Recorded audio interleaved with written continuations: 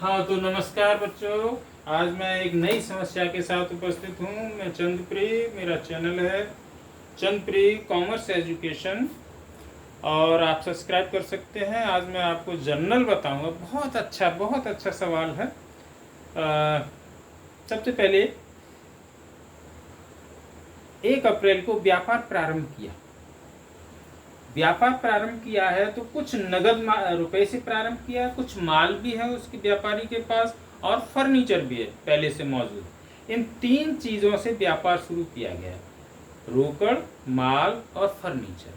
तो बात यह है कि व्यापार में 3 संपत्तियां आ रही हैं। एक तो रोकड़ आ रही है, फर्नीचर आ रहा है और माल आ रहा है। आने वाली जितनी भी संपत्तियां सभी ऋणी करते हैं। ठीक है, हम जर्नल बना रहे हैं। जो जो संपत्ति आ रही है, जैसे कैश आ रहा है और ये 1 अप्रैल को शुरू किया गया, तारीख में लिखते हैं 1 अप्रैल। कैश अकाउंट डेबिट, कैश आ रहा है और क्या आ रहा है, माल आ रहा है, गुड्स की जगह परचेज लिख सकते हैं।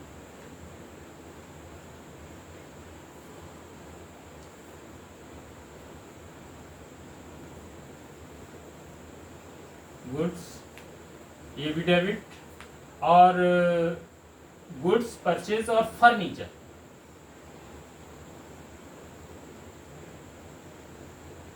Furniture account debit.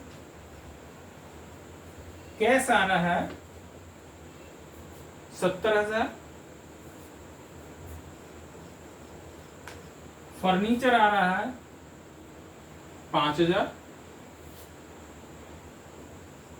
और माल आ रहा है 20,000। इस तरह से टोटल 95,000 रुपए हुआ। इस 95,000 रुपए से हम व्यापार शुरू कर रहे हैं। ये हमारी पूंजी है 95,000 रुपए। और हमारी पूंजी कैश में, टोटल कैश में नहीं है, कुछ कैश में है और परचेज यानी गुड्स में है और फर्नीचर के रूप में हमारी पूंजी है। To capital.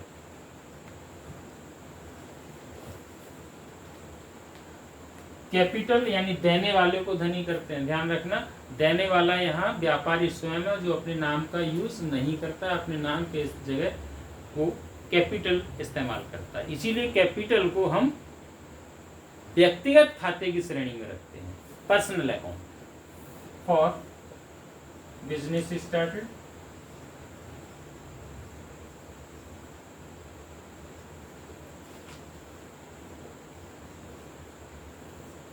बिजनेस हमने शुरू कर दिया 3 चीजों से, कैश, फर्नीचर और माल। उसके बाद 3 अप्रैल को माल खरीदा। अप्रैल 3 को हमने माल खरीदा है, परचेज डेबिट, माल आ रहा, आने वाली संपत्ति को डेबिट करते हैं यानी purchase debit.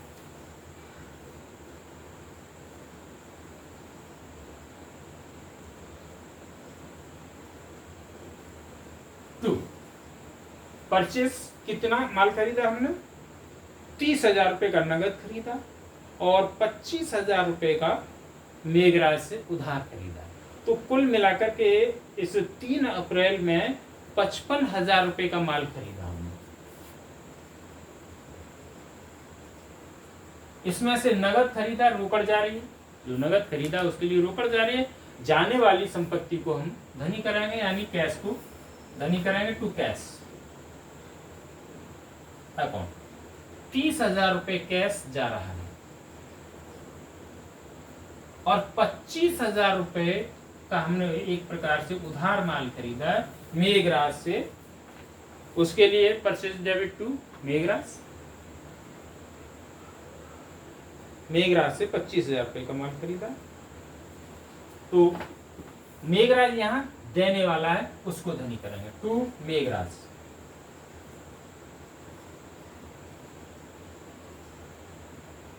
For goods bot.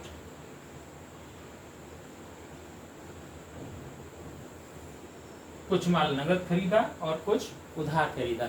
आप चाहते इन दोनों का लेखा अलग अलग भी कर सकते थे, जैसे नगद माल खरीदा उसका लेखा अलग, उधार माल खरीदा उसका लेखा अलग। मैं आपको आपकी जानकारी के लिए बता दूं, जैसे नगद माल खरीदा अगर आप दोनों लेखे अलग अलग करना चाहते हैं तो नगद के लिए हो जाएगा परचेज डेबिट टू कैश 30,000 रुपये, और उधार के लिए हो जाएगा परचेज डेबिट टू मेघराज 25,000 रुपये। आप अपनी सुविधा के लिए जैसे चाहें वैसे आप कर सकते हैं। मैंने दोनों लेखों का एक कर दिया क्योंकि एक ही डेट है, इसलिए अलग अलग डेट होती तो आप अलग अलग लेखा करते, लेकिन एक ही डेट है तो ये दो लेखों का एक लेखा यहाँ कर सकते हैं। उसके बाद है माल बेचा, नगद बेचा है, मोहित को बेचा है, यानी उधार बेचा है। कितना माल बेचा है? टोटल माल बेचा हमने, नगद बेचा है उसके लिए 12,000 रुपए का नगद माल बेचा है, तो रोकड़ 12,000 नगद आ रही है, आने वाली संपत्ति रोकड़ कैश अकाउंट डेबिट 12,000 रुपए कैश आ रहा है। और उधार माल भी हमने बेचा है जो मोहित को बेचा है 18,000 का, तो यहां मोहित पाने वाला है, मोहित को भी डेबिट कर देंगे।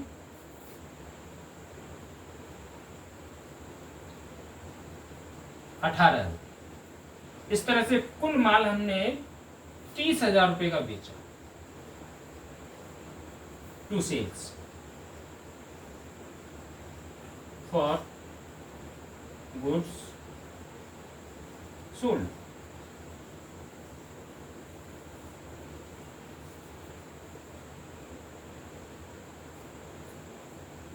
इन दोनों के लिए भी हम अलग अलग दो लेखे बना सकते थे क्योंकि तारीख एक ही है, एक ही दिन हमने ये उधार माल बेचा है और एक ही दिन नगद माल बेचा है 6 तारीख में, तो एक दिन होने की वजह से हम दोनों का मिश्रित लेखा एक कर सकते हैं।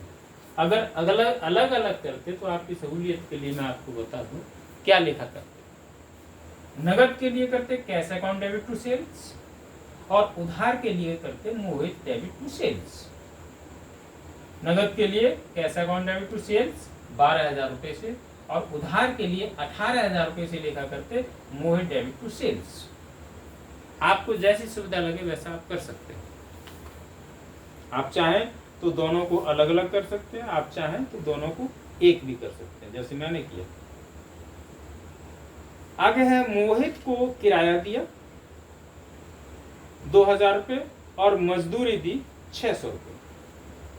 मित्रों मैं आपको बता दूं, मोहित को जो किराया दिया है वो मोहित को हमने उधार नहीं दिया, ध्यान रखना, इसको मैं साफ किए दे रहा हूं।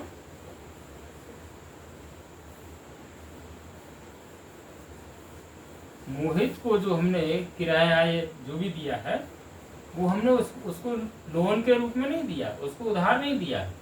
हम उसके मकान में ऑफिस चलाते हैं या बिजनेस से संबंधित कार्य करते हैं, इसके लिए हमने उसको किराया दिया है। तो किराया यहाँ हमारे लिए खर्च है, किराए को ऋणी करेंगे, रेंट को डेबिट करेंगे। रेंट अकाउंट डेबिट, डेट है 8 अप्रैल, रेंट अकाउंट डेबिट, और जब हम किराया दे रहे हैं तो रोकड़ जाने वाली संपत्ति, किराए के रूप में रोकड़ जा रही, रोकड़ जाने वाली संपत्ति, जाने वाली संपत्ति को हम धनी करते हैं, लिखा हुआ धनी में, तो टू कैश।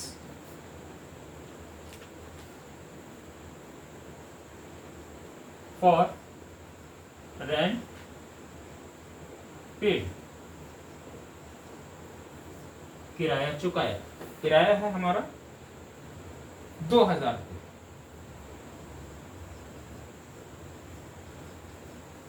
और इसी दिन मजदूरी भी दी है 600 रुपये। 600 रुपये मजदूरी के दिए हैं 8 अप्रैल को ही, तो मजदूरी भी हमारे लिए खर्च है जो ऋणी होगी, ठीक है। मजदूरी को अंग्रेजी में कहते हैं वेजेस। वेजेस अकाउंट डेबिट, ये खर्च है।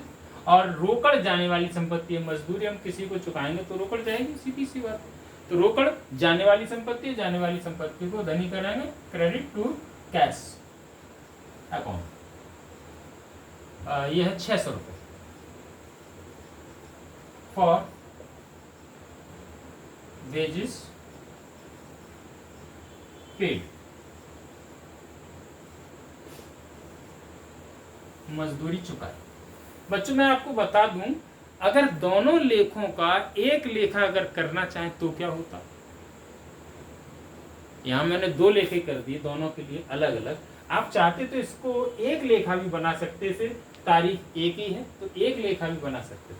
चलिए मैं आपको जानकारी के लिए बता दूं, ये एक लेखा बनाते हो तो क्या करते हो, rent debit,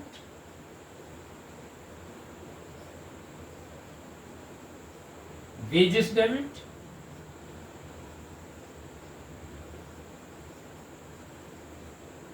to cash.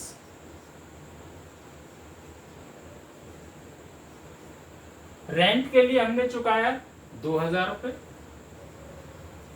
Wages के लिए हमने 600 रुपये चुकाया, कुल हमने 2600 रुपये चुकाया। इस तरह से 2 खर्चे हैं, दोनों को हमने डेबिट कर दिया, खर्चे ऋणी होते हैं, दोनों को डेबिट कर दिया। और दोनों के लिए रोकड़ जाने वाली संपत्ति है इसलिए उसको धनी कर दिया। तो दोनों लेखों का एक मिश्रित लेखा भी हम कर सकते हैं, for rent and wages paid, चुकाए, किराया और मजदूरी चुकाए। इस तरह से हम लेखा कर सकते हैं।